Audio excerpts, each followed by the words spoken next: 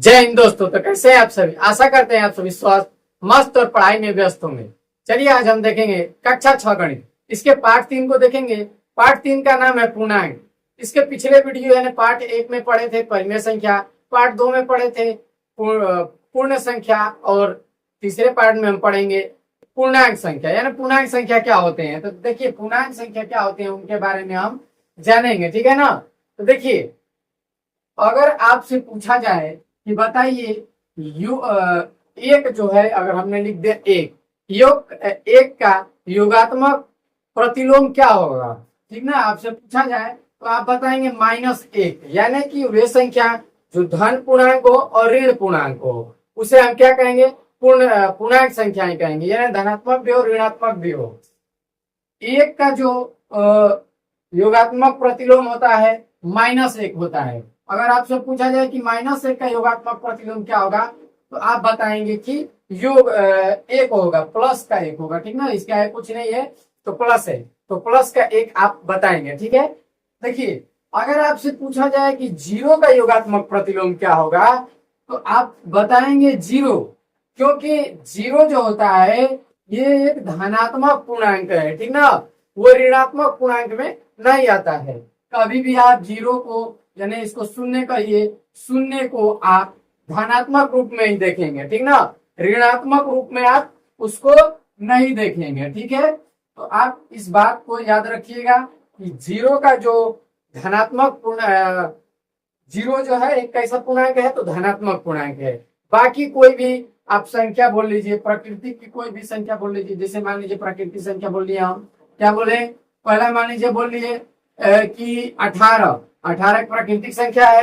18 का बताइए योगात्मक प्रतिलोम क्या होगा तो बताएंगे आप -18 होगा, ठीक है ना। तो आप याद रखिएगा वे संख्याएं जो धन और ऋण पूर्णांक हो, जो धन में भी हो और ऋण में भी हो उन्हें क्या बोलेंगे हम, पूर्णांक संख्याएं बोलेंगे, ठीक है ना। पूर्णांक को आप याद रखेंगे। अब पूर्णांक संख्या जो है इसको आप जानते हैं इसको क्यों पढ़ा जाता है, चाहे क्यों इसका खोज हुआ था। देखिए अगर मान लीजिए एक का चालू नाम का लड़का है, चालू है और एक का चालू नाम का लड़का है, ठीक ना। यहाँ पे लिख लेते हैं चालू और कचालू, ठीक है ना। चालू कचालू से समझेंगे ताकि आपको समझ में आएगा। चालू जो है एक दुकानदार है, ठीक है ना।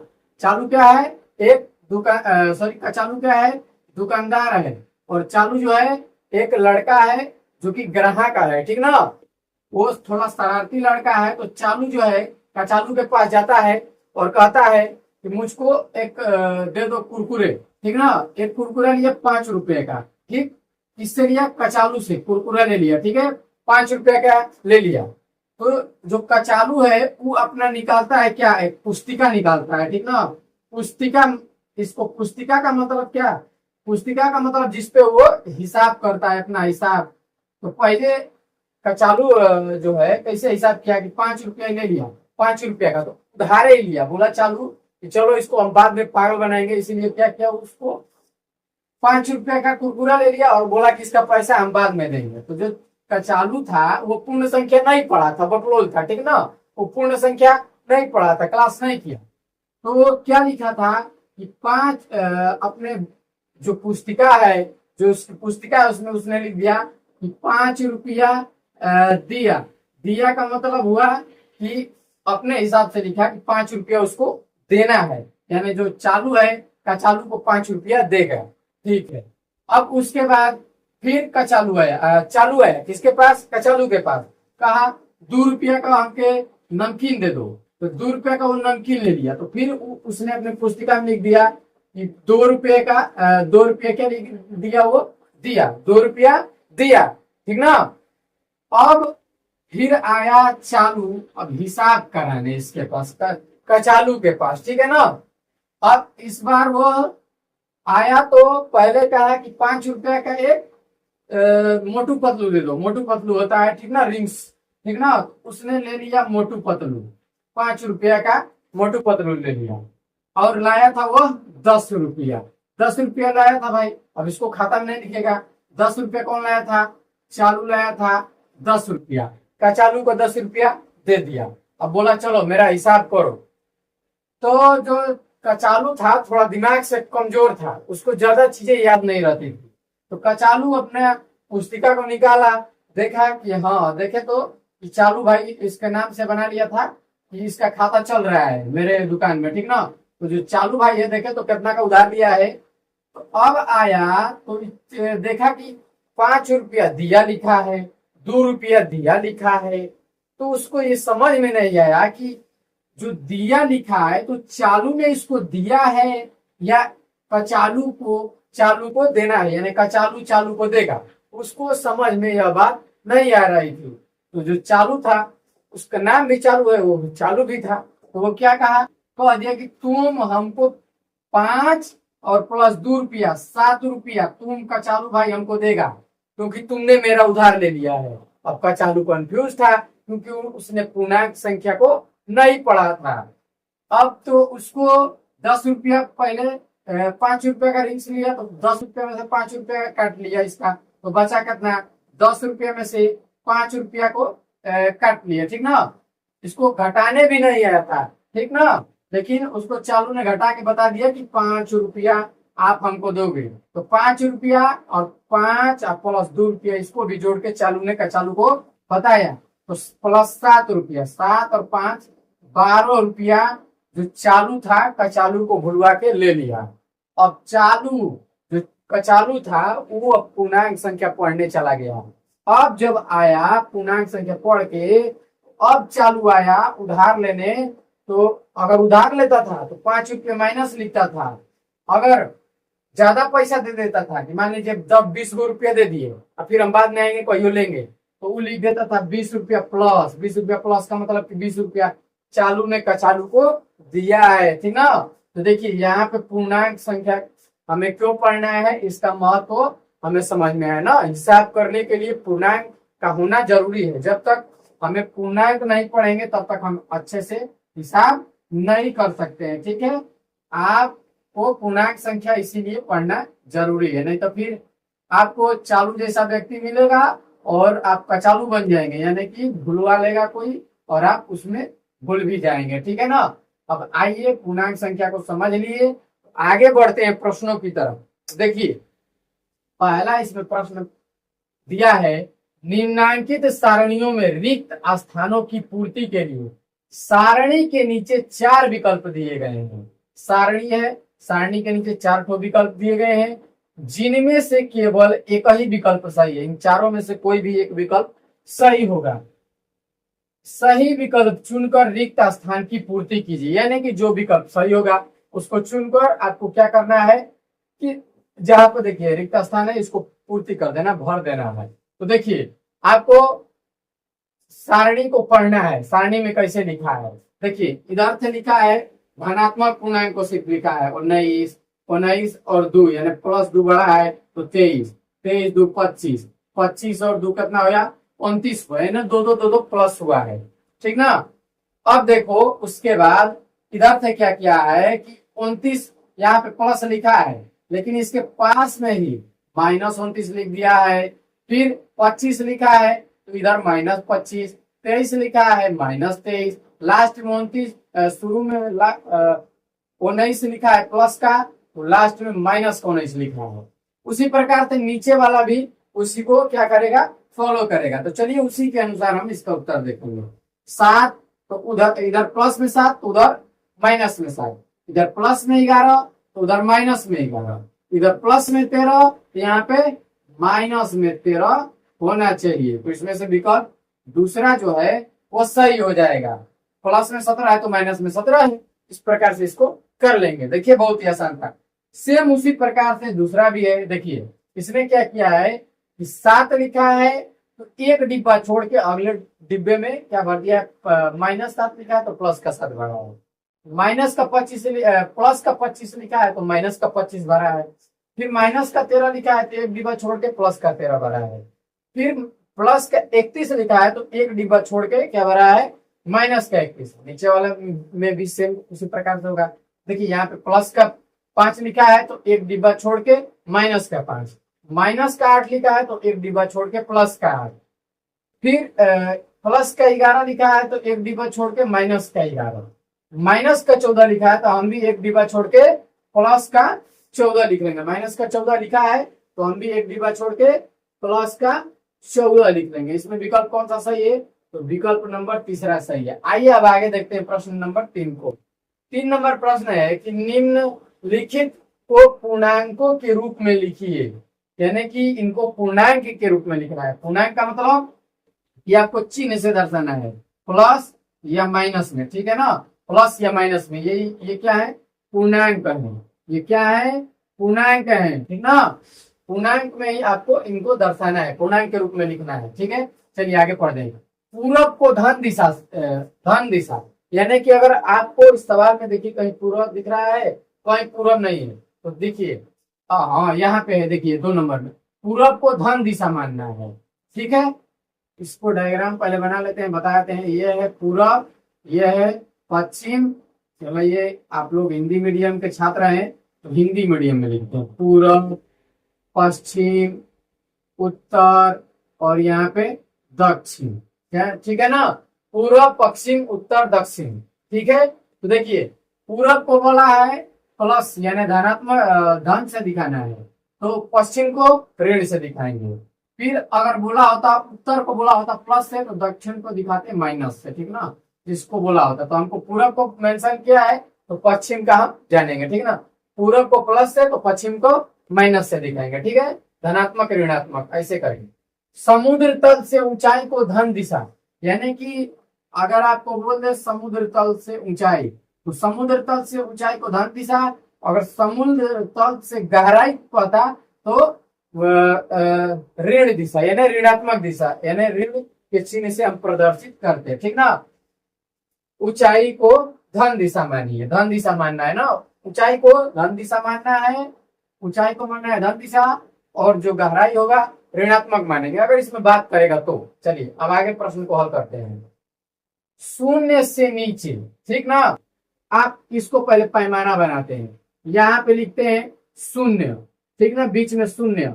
किधर होता है -1, माइनस का 2, माइनस का 3, ऊपर का होता है -1, सॉरी ऊपर में +1, +2, +3, यानी कि 0 से ऊपर की तरफ धनात्मक होता है, धनात्मक, और 0 से नीचे होता है ऋणात्मक, ऋणात्मक। 0 से नीचे क्या होता है? ऋणात्मक, ठीक ना। शून्य से नीचे बोला है 4 डिग्री सेल्सियस का तापमान। अगर शून्य से नीचे 4 डिग्री सेल्सियस बोला है तो नीचे की तरफ क्या, कैसे दर्शाएंगे इसको? पूर्ण संख्या, पूर्णांकों के रूप में लिखना है तो नीचे की तरफ क्या होता है? ऋणात्मक चिन्ह होता है। तो इसको हम क्या लिखेंगे? -4 डिग्री सेल्सियस। ये इसका क्या हो जाएगा? उत्तर हो जाएगा। आगे देखिए 7 कदम पूरब, तो पूरब को क्या बोला है? पूरब को बाबू बोला है कि हम प्लस को दिखाएंगे, यानी कि धन को दिशा में दिखाएंगे, धन दिशा में। तो बाबू आप लिख लेंगे 7 को प्लस, ठीक है ना, धनात्मक दिशा में, ठीक है। अब देखिए, अब एक और चीज याद रखिए, अगर आपको लाभ बोलता है तो लाभ बोलेगा तो आप लगाएंगे क्या? प्लस, क्योंकि आप लाभ के लिए किस चिन्ह का उपयोग करेंगे? प्लस, यानी कि आपकी बढ़ोतरी हो रही तो आप प्लस का चिन्ह उपयोग करेंगे। अगर हानि बोलता है, बाबू ध्यान दो इधर, ठीक ना, अगर हानि बोलता है तो माइनस का चिन्ह प्रदर्शित करेंगे। किसका चिन्ह प्रदर्शित करेंगे? माइनस, यानी ऋण का चिन्ह से हम उसको प्रदर्शित करेंगे। हानि के चीजों को क्या करते हैं, क्योंकि चालू को बताए थे कि अगर 10 रुपया में से 5 रुपया तो कुरकुरा किन लिया तो उसको क्या करते थे? हम घटाते थे, ठीक ना। तो याद रखिए कि हानि होगा तो माइनस, ठीक ना, ऋण का चिन्ह से प्रदर्शित करेंगे। तो चलिए इसको क्या लिखेंगे? 3.28 की हानि, यानी कि लिखेंगे -3.28। बोला है पूर्णांकों के रूप में लिखना, इसीलिए हम चिन्ह का प्रयोग कर रहे हैं, तो ये इसका उत्तर हो जाएगा, ठीक है। आगे बढ़ते हैं अगले प्रश्न की तरफ। अगला प्रश्न क्या बोला है? 18 मीटर पश्चिम का विस्थापन। तो इधर ध्यान दीजिए, ठीक ना, इधर उधर मत देखिए, ध्यान इधर दीजिए कि पश्चिम की तरफ बोला है तो 18, तो पश्चिम में क्या बोले हैं? किस चिन्ह को उपयोग करेंगे हम? तो ऋण के चिन्ह का उपयोग करेंगे। तो इसको दर्शाएंगे -18, ठीक है ना, माइनस का 18 यानी ऋण 18 लिख लेंगे। अब देखिए समुद्र तल से 1000 मीटर ऊंचाई, तो अभी बताए हैं कि समुद्र तल से अगर ऊंचाई की बात करें तो धन की दिशा में हम प्रदर्शित करेंगे, धन की दिशा में। तो समुद्र तल से इसको धन की दिशा में तो इस प्रकार से लिखेंगे +1000, ठीक है ना, +1000, ये इसका क्या हो जाएगा, उत्तर हो जाएगा, ठीक ना। इसको पूर्णांक के रूप में हमने लिख लिया, प्रदर्शित कर लिया। बढ़ते हैं प्रश्न नंबर 4 की तरफ। देखिए प्रश्न नंबर 4 क्या बोला है कि पूर्णांकों, निम्नलिखित पूर्णांकों की योगात्मक प्रतिलोम लिखना है। प्रतिलोम का मतलब उल्टा होता है। देखिए योगात्मक प्रतिलोम लिखना है, बहुत ही आसान है।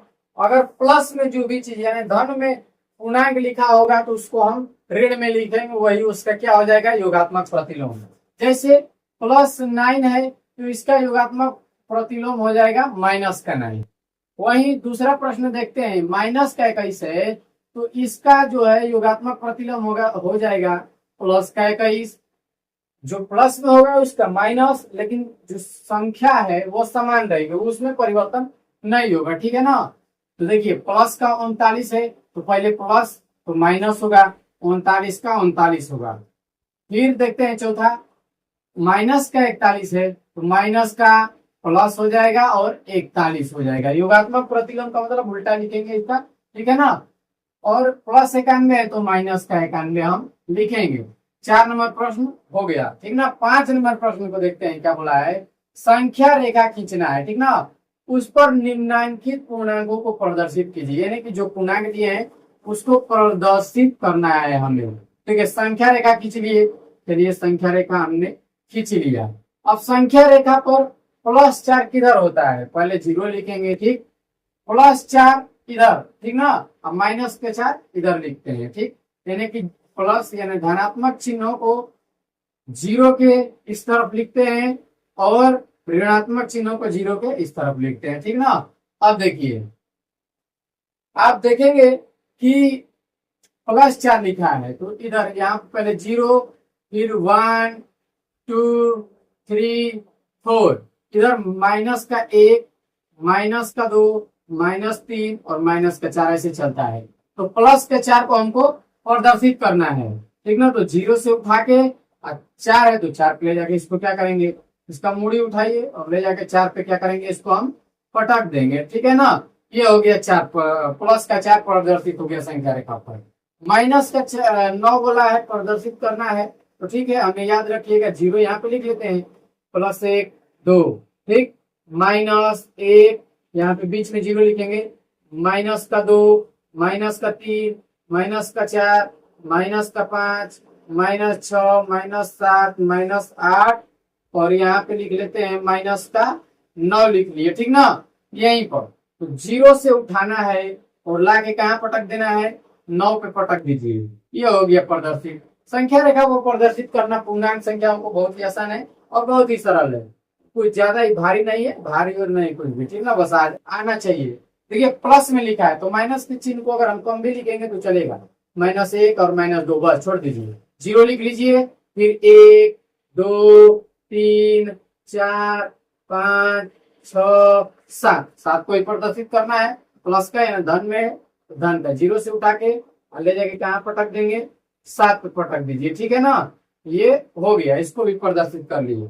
-3 है तो माइनस की तरफ हम ज्यादा संख्याओं को लिखेंगे, 0 लिखेंगे बीच में, फिर 1 2, इधर -1 -2 और -3, 0 से उठाइए और लाके इसके मूड़ी को पटक दीजिए कहाँ पे, 3 पे पटक देंगे, यानी -3 पर। चलिए ये भी हो गया। फिर अगला है -6, ठीक ना। -6 बीच में 0 होगा, ठीक है ना। 0 को लिख लेते हैं, 0 फिर 1 और 2, इधर -1 -2 -3 -4 -5 और -6, 0 से उठाइए और लाके यहाँ कहाँ गिरा देंगे हम, -6 पर इसको हम गिरा देंगे। तो ये इस प्रकार से संख्या रेखा पर हमने इसको प्रदर्शित कर दिया। आगे बढ़ते हैं प्रश्न संख्या 6 की तरफ। देखिए प्रश्न संख्या 6 क्या है, इसको समझिए और हल करिए, ठीक ना। पूर्णांकों को ऊर्ध्वाधर संख्या रेखा पर भी दिखा सकते हैं। पूर्णांक को ऊर्ध्वाधर, देखिए अगर एक लाइन इस प्रकार से खींचे हैं तो जो सीधी ऊपर की तरफ लाइन जाती है, ठीक ना, उसको बोलते हैं ऊर्ध्वाधर, ठीक। और जो ये कट होके जाती है इसको बोलते हैं क्षैतिज। ये है ऊर्ध्वाधर और इसको हम बोलते हैं क्षैतिज, ठीक ना। वही बोला है कि जो पूर्णांकों को ऊर्ध्वाधर संख्या रेखा पर भी दिखा सकते हैं, जैसे कि दिखाया गया है, जिस पर ऊपर की दिशा को धनात्मक यानी कि 0 से ऊपर की दिशा को धनात्मक तथा नीचे की दिशा को ऋणात्मक माना जाता है। यानी कि 0 से, यहाँ पे 0 है और 0 से नीचे की तरफ आएंगे तो माइनस और ऊपर की तरफ जाएंगे तो प्लस का चिन्ह, ठीक है ना। धनात्मक और नीचे ऋणात्मक माना जा सकता है, यानी माना जाता है। पार्श्वांकित संख्या रेखा देखिए और निम्नांकित प्रश्नों का उत्तर दीजिए। यानी इस संख्या रेखा को देखना है और हमें उत्तर देना है इन प्रश्नों का, जो एक प्रश्न पूछा गया है। पहला देखिए क नंबर प्रश्न पूछा गया है, ए बिंदु +7 है। देखिए जो यहाँ पर बिंदु दिख रहा है ए, वो प्लस का 7 है, तो कौन सा बिंदु माइनस का 7 है? तो 0 से गिन लीजिए। यहाँ पे क्या होगा, माइनस, इधर लिखते हैं, ठीक ना। यहाँ पे -1, -2, -3, -4, -5, -6 और -7, यानी इसका प्रतिलोम, इसका योगात्मक प्रतिलोम क्या होगा? +7 का योगात्मक प्रतिलोम -7। तो -7 पूछा है कौन सा बिंदु है, तो -7 कौन सा बिंदु है? तो बिंदु ई है, तो इसका उत्तर हो जाएगा ई, ठीक है। यह इसका क्या हो जाएगा, उत्तर हो जाएगा। आगे देखते हैं, ख नंबर है प्रश्न, बिंदु बी किस पूर्णांक को निरूपित करता है? यानी पूर्णांक का मतलब कौन सा अंक है? बिंदु बी, तो देखिए यहाँ पे बिंदु बी है, तो कौन सा पूर्णांक अंकित करता है या निरूपित करता है? तो -3, तो इसका उत्तर हो जाएगा -3, ठीक है। आगे देखिए, आगे है बिंदु बी का विपरीत बिंदु बताइए। अब हमें बिंदु बताना है, ना कि पूर्णांक बताना है। तो -3, तो -3 का +3 होता है योगात्मक प्रतिलोम, उल्टा इसका बताना है। विपरीत, विपरीत का मतलब उल्टा। 1 ऊपर, 2, 3, 4, 5, 6, ठीक। तो -3 है तो +3 हो जाएगा। ऐसे नहीं समझ में आ रहा है तो देख लीजिए 0 से बी के बीच की दूरी कितनी है, तो 1, 2, 3, तीसरे नंबर पे जो आएगा, तो वही 0 से अब ऊपर जाएंगे तभी हमको पता चलेगा उसका विपरीत। तो 1, 2, 3 सी है, तो लिख लेंगे इसका उत्तर सी हो जाएगा, ठीक है। आगे बढ़ते हैं प्रश्न की तरफ। बिंदु डी, के और एल से निरूपित पूर्णांकों को लिखिए। यानी कि बिंदु जो डी है, के है और एल है, उस पे वो कौन कौन से पूर्णांक पर हैं, ठीक ना। तो बिंदु डी किस पे है? बिंदु डी +5 पे है, तो लिखेंगे 5, कोमा दे दीजिए। के कहाँ है? यहाँ है, नीचे की तरफ, 0 से नीचे, तो -5 पे के है। एल कामा दे दीजिए, ए को भी बताना है, एल को भी बताना है। एल कहाँ है? ऊपर की तरफ, यानी +6 के स्थान पे है, तो लिख लेंगे +6। ये हो जाएगा इसका उत्तर। आगे बढ़ेंगे, अंग नंबर, बिंदु डी, के और एल के विपरीत को बताइए। यानी कि इनके बिंदु को बताना है, न कि पूर्णांक को बताना है। तो डी का विपरीत बिंदु क्या है? तो डी +5 पे है, तो इसका -5 क्या है? के है, तो लिख लेंगे डी का विपरीत हो गया के, ठीक है ना। के बिंदु, डी का विपरीत बिंदु के। अब पूछा है के का विपरीत बिंदु क्या होगा? तो -5 तो +5, यानी कि बिंदु के का विपरीत बिंदु है डी, तो लिख लेंगे डी। उसके बाद एल का विपरीत बिंदु बताना है।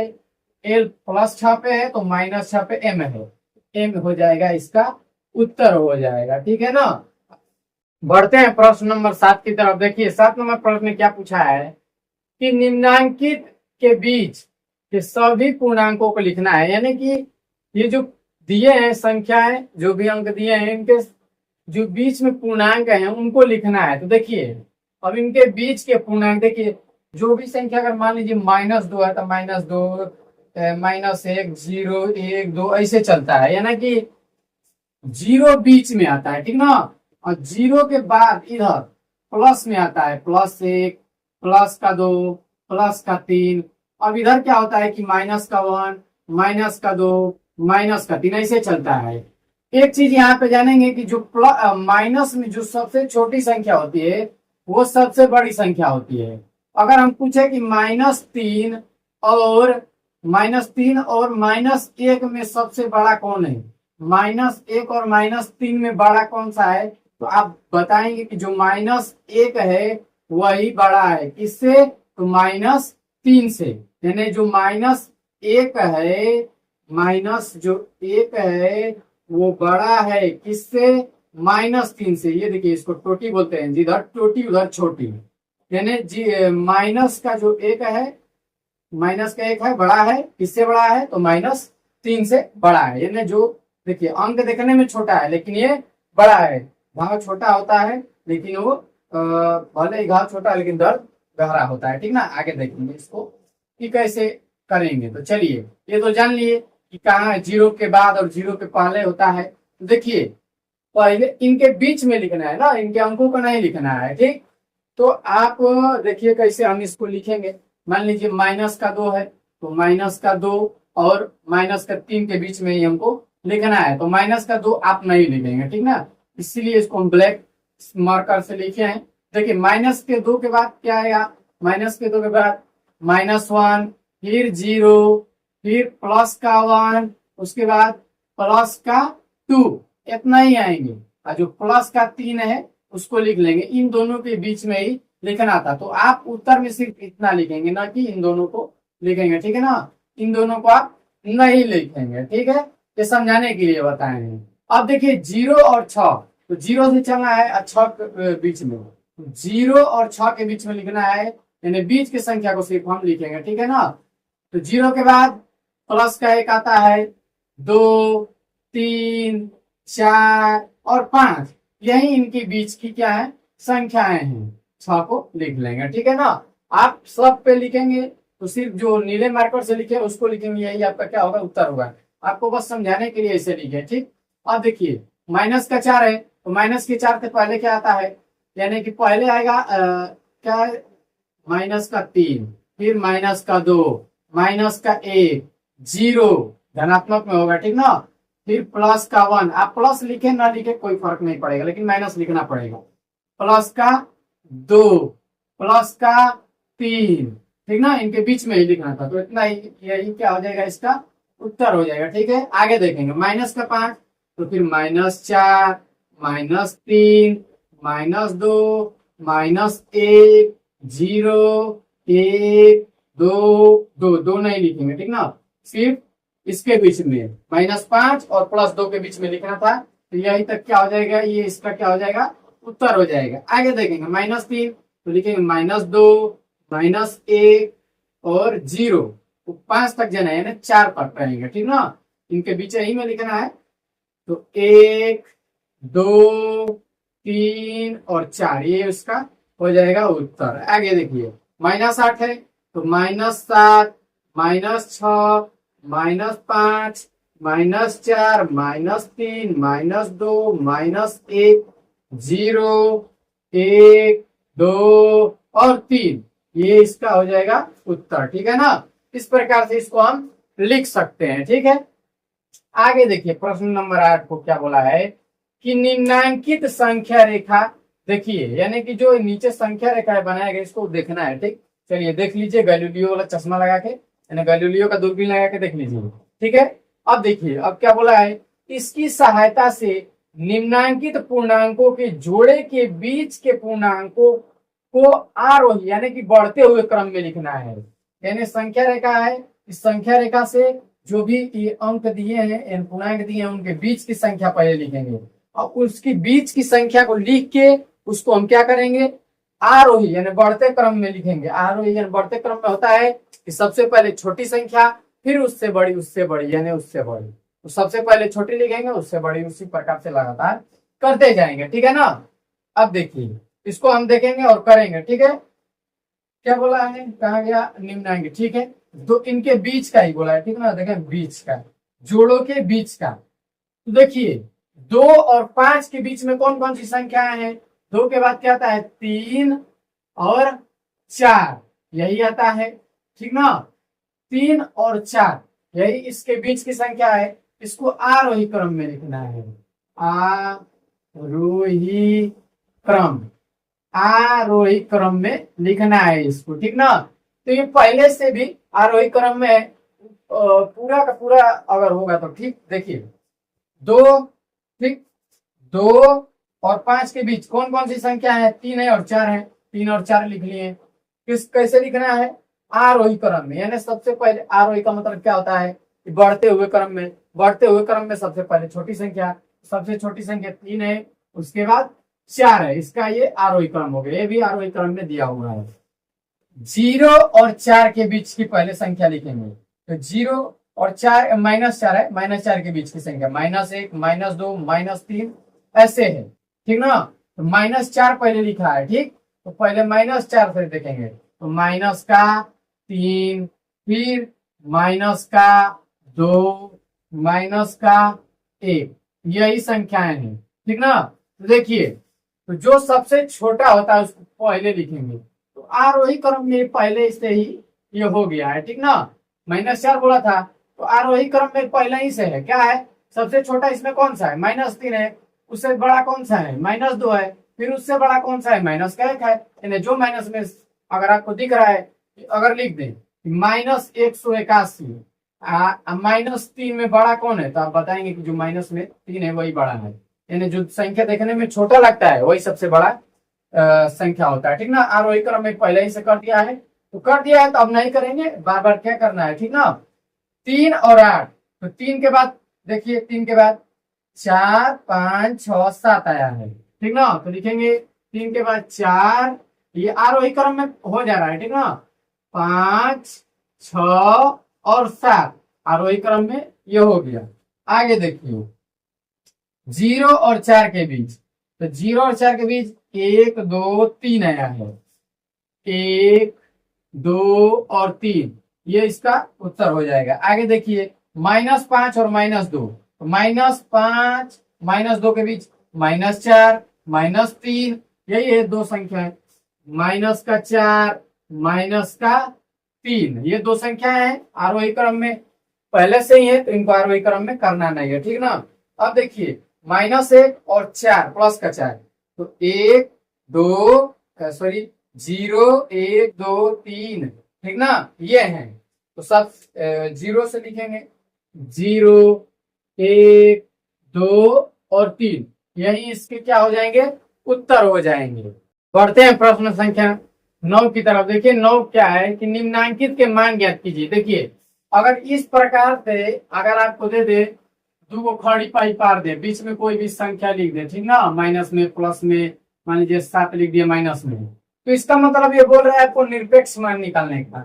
निरपेक्ष मान का मतलब होता है कि अगर इस जो डंडी है, दोनों डंडी के अंदर जो भी पूर्णांक है अगर धनात्मक है तो बाहर निकलेगा तो धनात्मक ही होगा, अगर ऋणात्मक है तो बाहर निकलेगा तो धनात्मक होगा। यानी कि अंदर धन पूर्णांक हो या ऋण पूर्णांक हो, अगर ये दोनों डंडी से बाहर निकालते हैं, इसको ऊपर से बाहर निकालते हैं, तो वो मान हमेशा क्या देगा? धनात्मक देगा। याद रखिएगा, इसको बात को समझ लीजिए। देखिए -13 है, अब इसका मान बताना है, यानी इस डंडी से बाहर निकलेगा तो +13 हो जाएगा। ख नंबर देखिए क्या है, +12 है, और इस डंडी से बाहर निकलेगा तो +12 ही होगा, ठीक ना। ये नहीं कि माइनस कर दीजिए, ऐसा नहीं होगा, ठीक। निरपेक्ष मान का मतलब कि जो ऋणात्मक पूर्णांक होगा उसको हम धनात्मक बनाएंगे, जो धनात्मक होगा वो धनात्मक ही रहेगा, वो ऋणात्मक नहीं होगा। -37 है तो इसका +37 हो जाएगा। 0 है तो 0 ही होगा। -47 है तो प्लस का 47 हो जाएगा। प्लस का 101 है तो प्लस का 101 ही होगा। आगे देखिए हमें सत्य और असत्य कथन का पहचान करना है। अपनी अभ्यास पुस्तिका में सत्य या असत्य का स्थान की पहचान करके लिखना है। तो देखिए सबसे छोटा पूर्णांक 0 है। अच्छा, सबसे छोटा पूर्णांक 0 है कि नहीं, चलिए देख लेते हैं। 0, 1, 2, 3, -1, -2, -3, ठीक ना, लिख लिए। अच्छा एगो हम बात बताइए, आप लोग पूछते हैं कि -1 और -0 में सबसे छोटा कौन है, तो इसका उत्तर होगा कि जो -1 है वो छोटा होगा। किससे? तो 0 से। -1 से भी छोटा 3 है, आगे जाएंगे तो और छोटा और छोटा और छोटा आता जाएगा। यानी कि कोई भी सबसे छोटी पूर्णांक संख्या नहीं होती है, ठीक ना। तो ये क्या बोला है कि सबसे छोटी पूर्णांक संख्या शून्य है, तो ये तो कथन गलत हो गया, तो लिख देंगे हम असत्य है, असत्य, क्योंकि जीरो से भी छोटा पूर्णांक -1 है, ठीक ना, इसीलिए जीरो सबसे छोटा पूर्णांक नहीं है। एक से भी छोटा है, -1 से भी छोटा है, -1 से भी कुछ 3 छोटा है, 3 को लेंगे तो -3 से भी और जो संख्या लेंगे जितना बड़ी उतना छोटा हो जाएगा, ठीक ना। आगे देखेंगे, आगे देखते हैं प्रश्नों को। ख नंबर है, शून्य का विपरीत नहीं होता है। एकदम बिल्कुल सही है, क्योंकि शून्य लिख दिए तो शून्य का अगर विपरीत होता तो माइनस का शून्य होता, लेकिन माइनस का शून्य होता ही नहीं है। शून्य जो जब भी होता है वो किससे होता है, तो धन के रूप में होता है। तो ये कथन क्या है, सत्य है, तो इसको लिख देंगे सत्य। आगे देखिए, ग नंबर है कि -17 -5 से बड़ा है, ठीक ना। इससे याद रखेंगे कि ये जिधर का छोटी रहेगा उधर का ये कह रहा है कि छोटी है, ठीक ना, ये छोटी नहीं है, ये बड़ा हो गया है। ये संख्या जो है -5 जो है वो बड़ा है, किससे बड़ा है, 17 से बड़ा है, लेकिन इसमें दिखा दिया है कि 17 ही जो -17 है वो बड़ा है, तो ये कथन क्या हो गया, असत्य हो गया, ठीक ना। अगर यही चिन्ह इस प्रकार से होता तो सही होता, क्योंकि -5 जो है बड़ा हो जाता किससे, 17 से, ठीक ना, लेकिन ये चिन्ह उल्टा है, तो ये इसलिए क्या है, असत्य है। आगे देखिए ग नंबर, एक धनात्मक पूर्णांक अपने योगात्मक प्रतिलोम से बड़ा होता है। कोई भी धनात्मक एक पूर्णांक ले लीजिए, चलिए ले लेते हैं 5, ठीक है ना। इसका योगात्मक प्रतिलोम क्या होगा, -5। अब देखिए क्या बोला है कि कोई भी यानी कि एक धनात्मक पूर्णांक अपने योगात्मक पूर्णांक से बड़ा होता है, यानी कि जो धनात्मक पूर्णांक है अपने योगात्मक पूर्णांक से बड़ा होता है। तो ये बिल्कुल सही है, जिधर छोटी उधर का छोटी, ये छोटा है और ये बड़ा है, तो ये कथन क्या है, सत्य है। क्यों सत्य है, क्योंकि जो योगात्मक पूर्णांक होता है यानी कि धनात्मक पूर्णांक जो होता है अपने योगात्मक पूर्णांक से बड़ा होता है, यानी बड़ा है, ठीक ना, सत्य है। एक ऋणात्मक पूर्णांक, कोई भी ऋणात्मक पूर्णांक मान लीजिए -3 ले लिए, ठीक।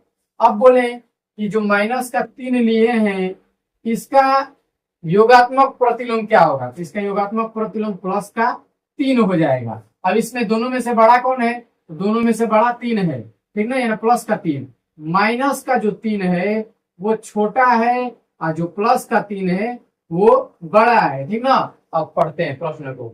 एक ऋणात्मक पूर्णांक यानी ले लिए, ठीक, अपने योगात्मक प्रतिलोम यानी इसका योगात्मक प्रतिलोम 3 से बड़ा होता है, यानी ये वाला बोल रहा है कि ये वाला बड़ा होगा, यानी जो -3 है वो बड़ा होगा +3 से, तो ये तो गलत है, क्योंकि बड़ा तो +3 है ना, तो ये हो जाएगा असत्य, लिख लेंगे, ठीक है। आगे बढ़ते हैं, शून्य एक पूर्णांक नहीं है। अरे भैया ये कैसे बोल दिया कि शून्य एक पूर्णांक नहीं है, ये तो एकदम हरगिज ही गलत है, ठीक ना, क्योंकि देखिए 0 1 2 -1 -2, क्या इस पूर्णांक में 0 नहीं आया है, यानी 0 आया है तो 0 पूर्णांक है तभी तो आया है। अगर नहीं होता, ऐसे इस प्रकार से संख्याएं होती तो मान लेते कि 0 जो है पूर्णांक नहीं है, लेकिन 0 जो है यहाँ पे पूर्णांक है, तो ये कथन क्या हो जाएगा, ये भी कथन असत्य हो जाएगा, क्योंकि हमारा 0 जो है शून्य एक पूर्णांक है, ठीक है ना, ये शून्य पूर्णांक है, यहाँ पे नहीं है लिखा है तो असत्य हो जाएगा। शून्य का योगात्मक प्रतिलोम शून्य होता है, बिल्कुल सही, शून्य का योगात्मक प्रतिलोम क्या होता है, शून्य होता है, तो ये कथन सत्य हो जाएगा। तो आशा करते हैं इस वीडियो में आपको अच्छी तरीके से समझ में आया होगा। तो आज के लिए इतना ही, मिलते हैं इसकी अगली वीडियो में, तब तक के लिए जय हिंद दोस्तों।